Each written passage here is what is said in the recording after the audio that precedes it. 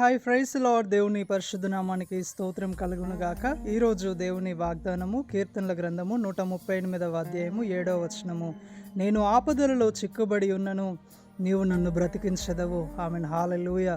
చూడండి, దావీదు అంటున్నారు, నేను ఎలాంటి ఆపదల్లో ఉన్నా, ఎలాంటి శ్రమల్లో ఉన్నా, ప్రభువా నీవు నన్ను విడిపించగల దేవుడవు, నాకు సహాయం చేయగల దేవుడవు అని ఆయన విశ్వాసముతో దేవునితో మాట్లాడుతున్నారు, విశ్వాసముతో పలుకుతున్నారు.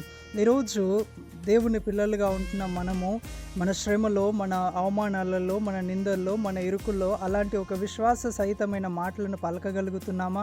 చూడండి, సమృద్ధి ఉన్నప్పుడు, అన్నీ ఉన్నప్పుడు ఎవరైనా దేవుణ్ణి నమ్ముతారు, విశ్వసిస్తారు. కానీ దేవుని వాక్యం సెలవిస్తుంది, విశ్వాసము ఉంటేనే కార్యములు జరుగుతాయి. విశ్వాసము లేకుండా దేవునికి ఇష్టడైండుట అసాధ్యమని.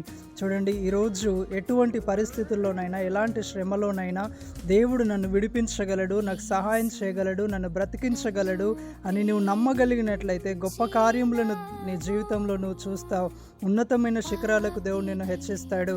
చూడండి, యోనా తను చేప కడుపులో పడవేయబడ్డప్పుడు పర్వత పునాదుల్లోనికి వెళ్ళాడు.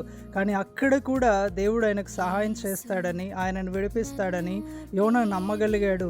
యోనా ఒక విశ్వాసమును చూసిన దేవుడు ఆయనను ఆ పర్వత పునాదుల్లో నుండి, సముద్రపు తరంగముల్లో నుండి బయటికి తీసుకొని వచ్చాడు. ఈరోజు కూడా నీ యొక్క శ్రమలో, నీ యొక్క బాధలో దేవుడు నీకు సహాయం చేసి నిన్ను విడిపిస్తాడు. నీవు కోరిన రేవుకు నిన్ను నడిపిస్తాడు. ఒక అత్యున్నతమైన కృపను నీకు చూపిస్తాడని నువ్వు నమ్మగలిగితే, విడిపించే దేవుడు, సహాయం చేసే దేవుడు గొప్పగా నిన్ను హెచ్చిస్తాడు. అధికమైన కృపలోనికి నిన్ను నడిపిస్తాడు. I mean, praise the Lord. God bless you all.